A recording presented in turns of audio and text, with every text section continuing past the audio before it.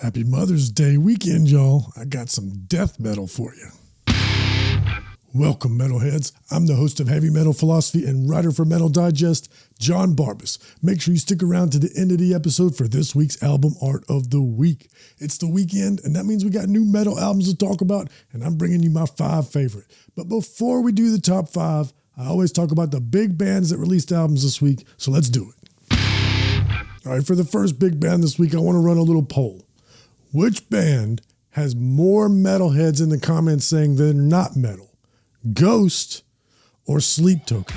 This week we got a new Sleep Token, even in Arcadia, and I don't know if I want to headbang or rub my nipples. Speaking of controversy, there's a new album from Behemoth called The Shit of God. Is that poopy album title indicative of the rest of the album? Well, that's what this week's podcast was about, where I previewed the record. I'll have a link to that at the end, so don't go anywhere. I'll make it real easy for you to find it. And speaking of legendary bands, there's a new EP from Candlemass called Black Star, and I dig the Black Sabbath cover on this one. Check it out. And lastly, before we do the top 5, there's a new record from Tetrarch called The Ugly Side of Me, which really brought me back to my childhood. I remember being absolutely stoked when they announced that they were making a Queen of the Damned movie, the follow-up to the Vampire Lestat, and that movie was terrible. But the soundtrack was amazing, and it was in constant rotation in my Discman.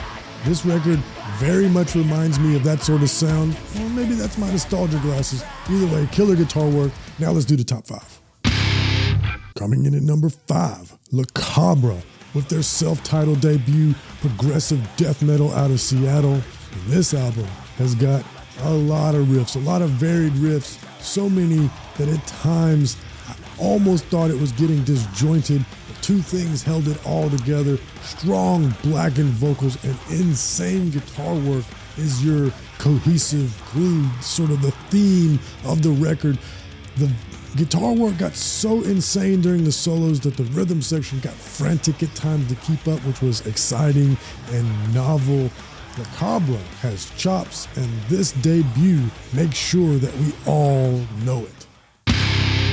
Coming in at number 4, another self-titled debut from Death Rights, crossover thrash out of Los Angeles, and I will keep this description short and sweet.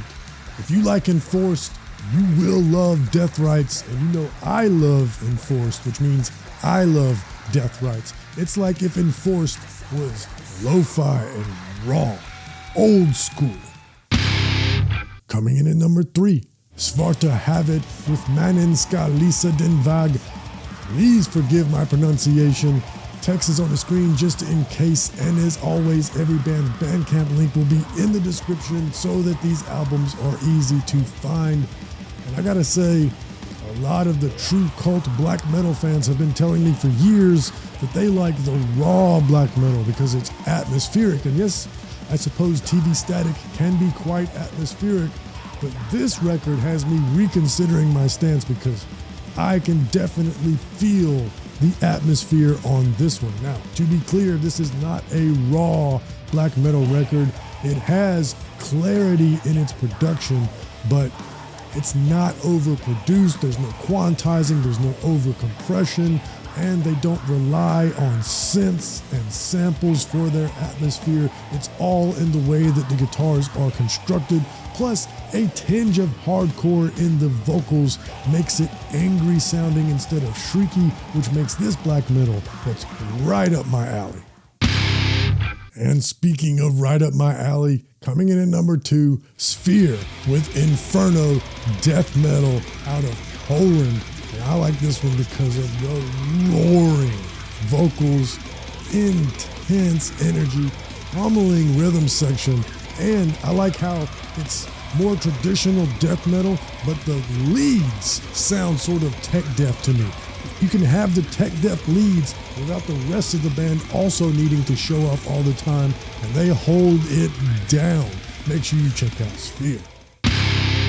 And hey, before we do number 1, I don't have anything to sell you this week unless you want to buy some merch. I'm just saying, I just want to say Thank you for being here. If you liked any of these bands, please hit the like button. Now let's do number one.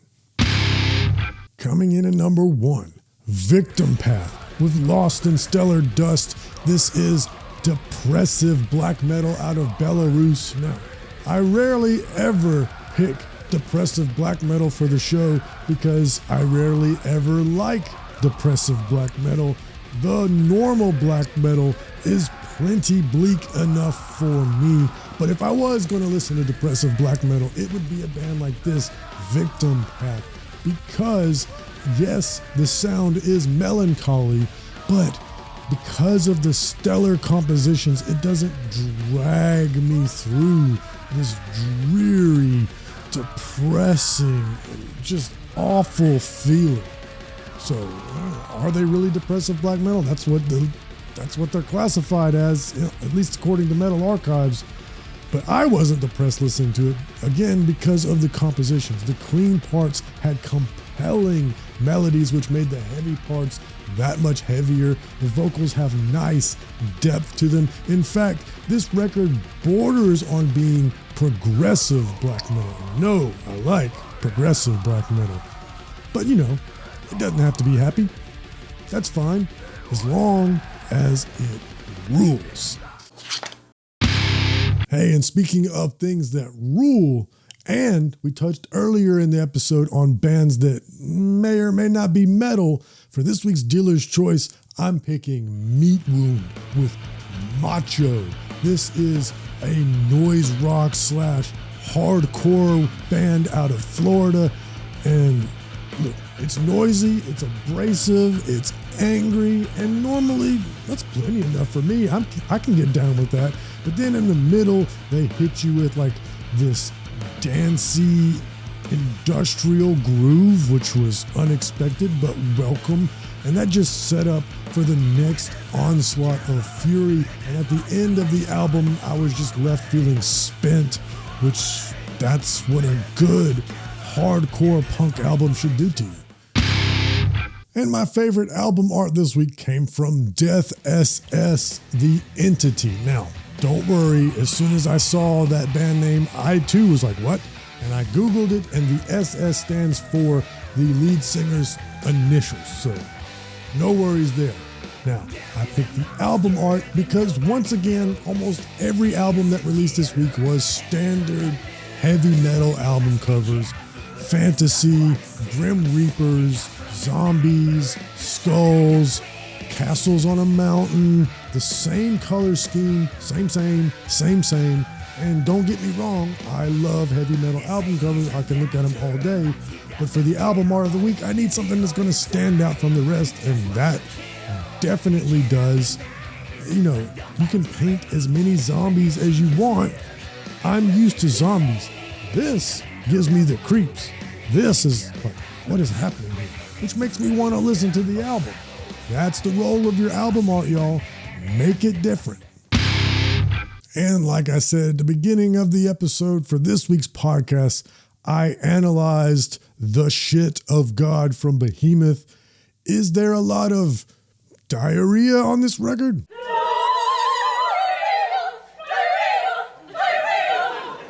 Absolutely not. It's pummeling. It rules. It's vintage Behemoth. I talk all about it. Click right here if you want to check that out. But most importantly, read philosophy. Listen to metal. I love you.